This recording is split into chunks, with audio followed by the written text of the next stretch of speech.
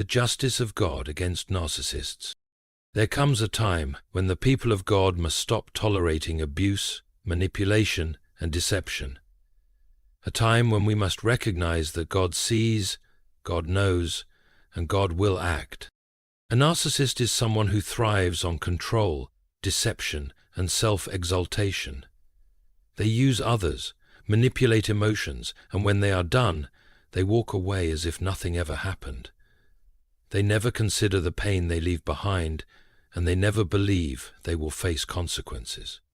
But God is not blind to their wickedness. The Bible is clear. Do not take revenge, my dear friends, but leave room for God's wrath, for it is written, "It is mine to avenge, I will repay, says the Lord." Romans 12:19. The narcissist may think they are untouchable, but God has a way of humbling the proud and exposing the wicked. And when He does, they will feel the same pain they inflicted, only this time they will have no escape.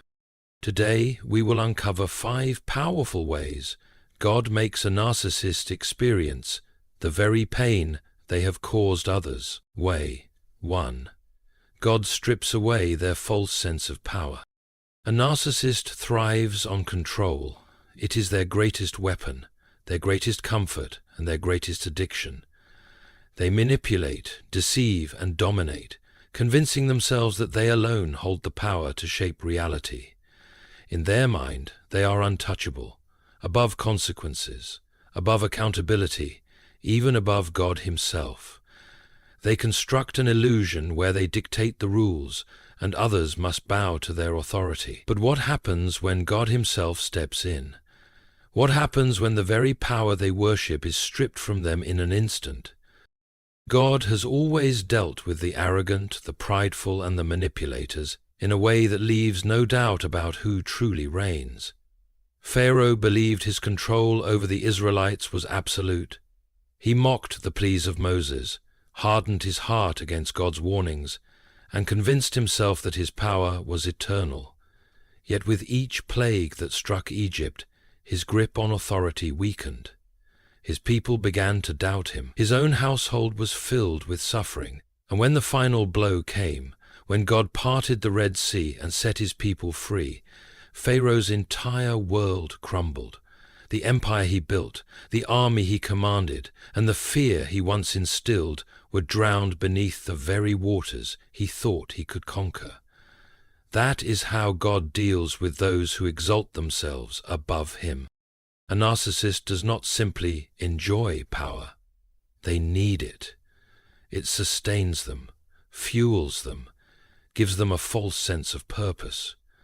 When they manipulate you, when they twist reality to suit their agenda, when they make you doubt your own worth, they are not just seeking control over your actions, they are seeking control over your mind.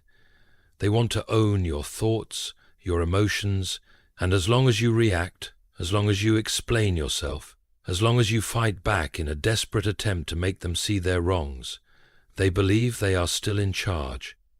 But when God intervenes, He does not engage in their games. He destroys the illusion altogether. There comes a moment when God removes their power, not just in small, gradual losses, but in a way that shakes the very foundation of their existence. The people they once controlled suddenly see through their deception. The relationships they manipulated fall apart. The lies they built their reputation on unravel before their eyes, and the authority they once held slips through their fingers like sand. They reach for control, but it is no longer there.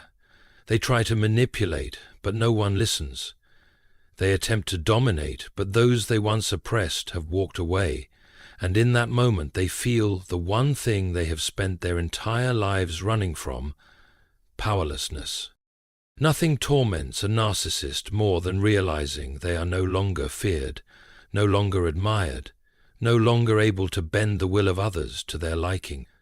Like a performer standing on a grand stage, basking in the applause of an audience, they feel invincible, until the crowd goes silent, until the seats empty, until they are left alone in a vast and crushing quiet, forced to confront the truth they have always denied. They were never as powerful as they believed. That is the pain God allows them to feel. This is why many narcissists, after losing their grip on someone, will desperately try to reinsert themselves into their victim's life. They will come back, whispering apologies they do not mean, pretending to have changed, fabricating stories of newfound wisdom and regret. But it is not repentance, it is desperation. Because when the power is gone, they are left with nothing but their own emptiness. And for someone who has built their identity on control, there is no greater suffering than being stripped of it. God does not need our help in bringing justice. You do not have to argue, defend yourself, or prove anything. You do not need to expose them, because God will expose them himself. When he decides their reign of control is over, it is over. No amount of scheming, manipulating, or deceiving can reverse his judgment. He removes their influence, silences their voice, and ensures that the power they worshipped becomes nothing but dust beneath their feet.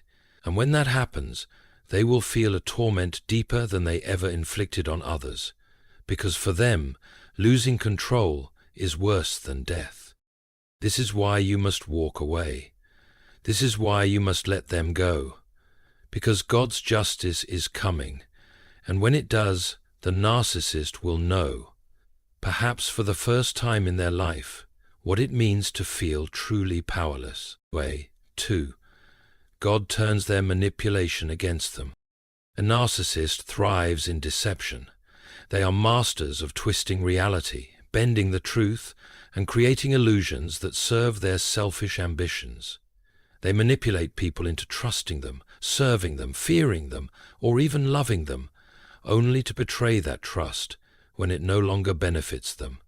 They carefully weave a web of control, using charm and deceit to keep others blind to their true nature. For a time their schemes seem to work. They destroy reputations, break relationships, and turn people against each other, all while maintaining their own spotless public image.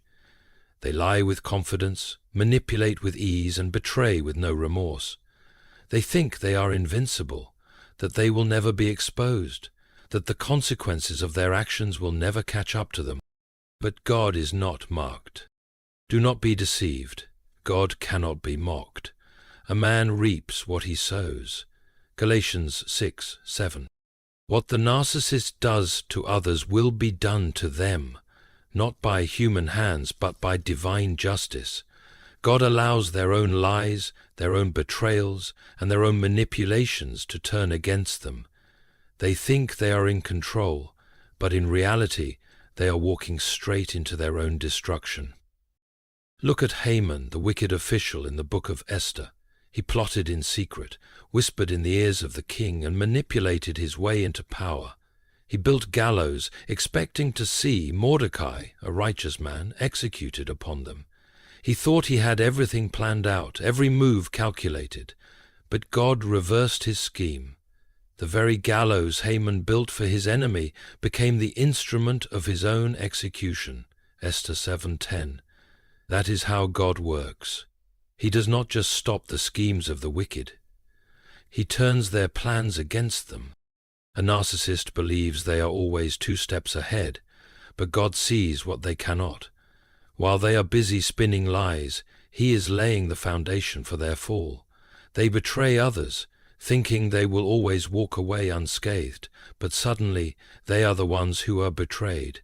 They deceive others, thinking no one will ever know, but suddenly their secrets are exposed for all to see.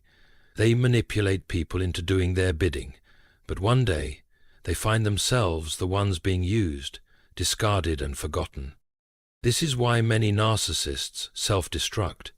They believe they are building an empire, but in reality, they are building a trap for themselves.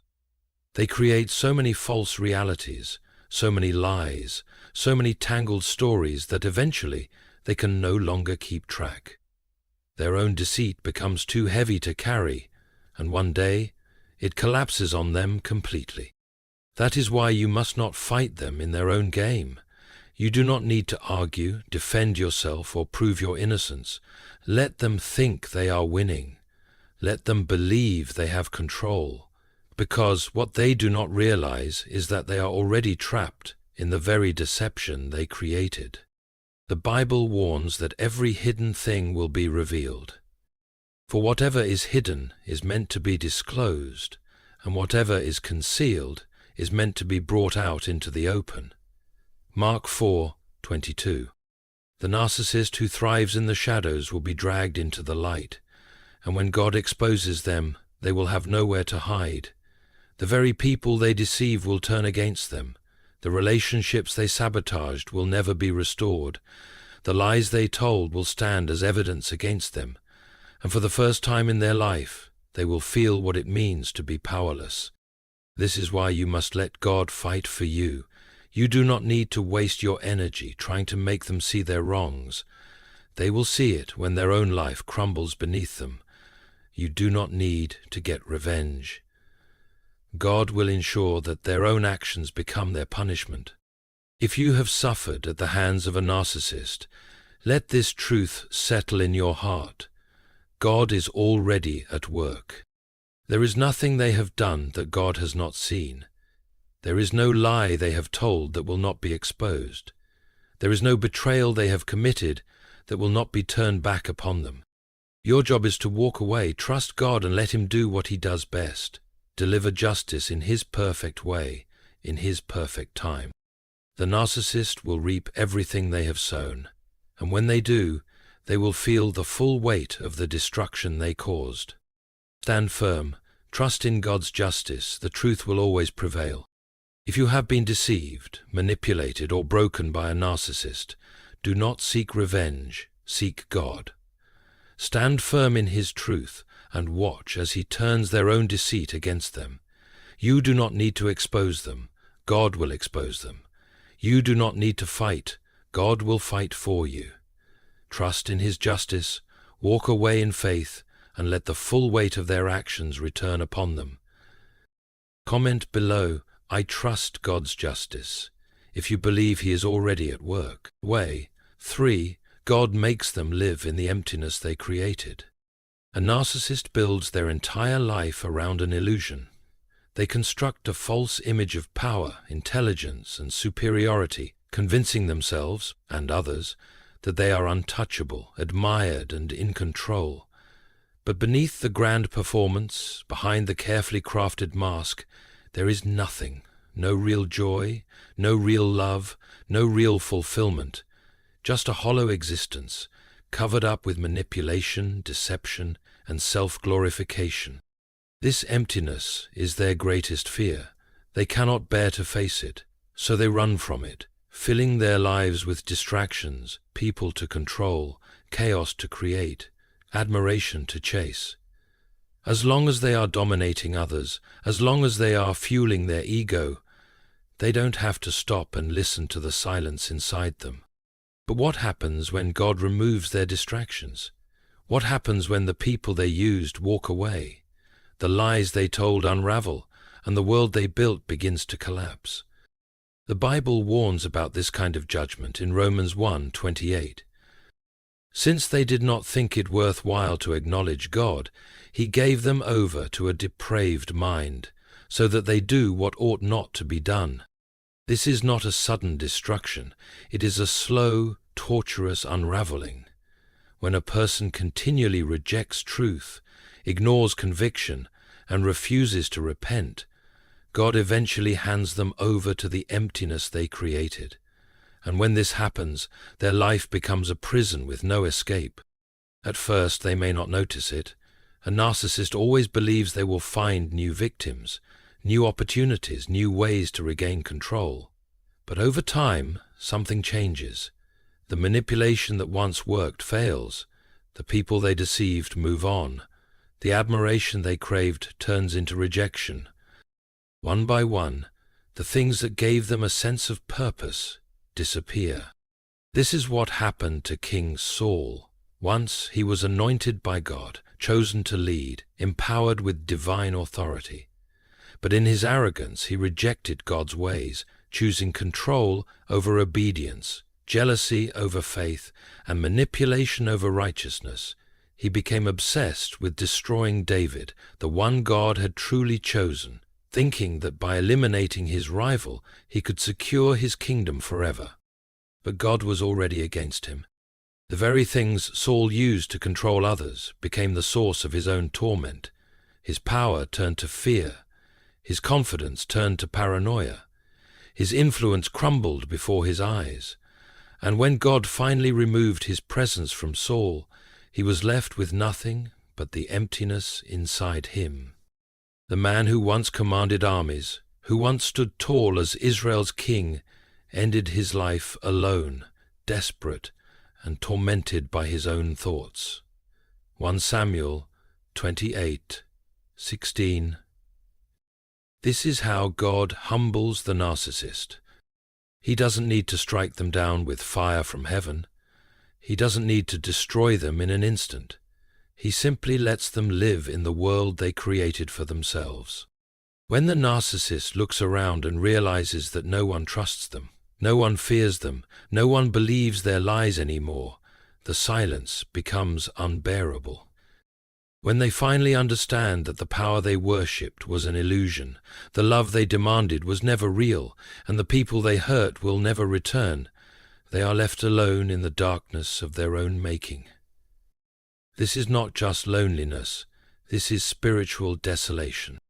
A narcissist without control is like a drowning man gasping for air, like a starving man with no food, like a performer on stage when the audience has left and the lights have gone out. They have spent their entire lives taking from others, taking attention, taking energy, taking emotions, taking love. But when God removes their ability to manipulate, they are forced to sit in the emptiness they tried so hard to escape. This is why narcissists spiral into despair when their control is gone. This is why they panic when their manipulation no longer works. This is why they desperately try to reconnect with the people they destroyed, because without them, they have nothing. But God ensures they will never have it back. This is why you do not need to seek revenge. There is no punishment you could give them that is greater than the one God is already delivering. The worst thing that can happen to a narcissist is not losing money or status or even relationships. It is losing the ability to escape their own reality. And when God makes them live in the emptiness they created, they will finally feel the full weight of the destruction they caused. Way 4. God elevates the ones they tried to destroy. A narcissist does not simply want control, they want dominion. It is not enough for them to have influence over others. They need to stand above, to be exalted, to see others beneath them. Their very identity is built upon making others feel small, weak, and dependent so that they can feel grand, powerful, and irreplaceable. The thought of someone else surpassing them, thriving without them, or even escaping their grasp is intolerable to them. That is why, when they sense strength in someone, when they detect favor, talent, or potential, they do everything in their power to crush it before it has a chance to grow. They mark dreams before they can become reality. They poison relationships before they can flourish. They plant seeds of self-doubt in minds that were once full of confidence. They manipulate, sabotage, and deceive, not just to control, but to destroy. In their arrogance, they believe that once they have discarded someone, that person will remain broken, wandering in the ruins of what they left behind. But what they fail to realize is that they are not God. The narcissist may think they have the final say over someone's destiny, but there is a higher authority at work. They may believe they have buried someone for good, but God specializes in resurrecting what was left for dead, and when He moves, the same people they tried to break will be the ones standing in places they could never reach. The Bible declares, "Humble yourselves before the Lord, and He will lift you up." James 4:10. That is not just a comforting promise, it is a declaration of how God operates. The ones who were rejected ridiculed, and cast aside are the very ones he will exalt in due time. The same people the narcissists believe they had defeated will rise, not because of their own strength, but because of God's divine hand upon them. There is no greater example of this than Joseph. His own brothers, driven by jealousy and hatred, conspired against him. They resented his favor, despised his dreams, and were enraged at the idea that he might one day rise above them. So they threw him into a pit, sold him into slavery, and walked away, convinced that his story had ended. To them he was nothing now, erased from their lives, powerless, forgotten. But God was watching. The years that followed were not easy. Joseph faced false accusations, imprisonment, and betrayal. But what his brothers did not know was that God was not only preserving him, he was preparing him. Every hardship, every moment of suffering was not a step toward ruin, but a step toward destiny. And then, when the time was right, God elevated him. Joseph did not return to his brothers as the same boy they had thrown into a pit. He did not come back as a prisoner, a beggar, or a victim. He returned as a ruler, a man of power, second only to Pharaoh himself. And the same brothers who had once plotted his destruction were now standing before him, broken, desperate, and in need of his mercy. This is how God works. He does not simply deliver his people from the hands of their oppressors. He places them in positions of honor, while those who sought to destroy them are forced to look on. He does not just restore what was lost, he gives back in abundance. The narcissist cannot comprehend this kind of justice. They have spent their entire lives believing that once they remove someone from their world, that person ceases to exist.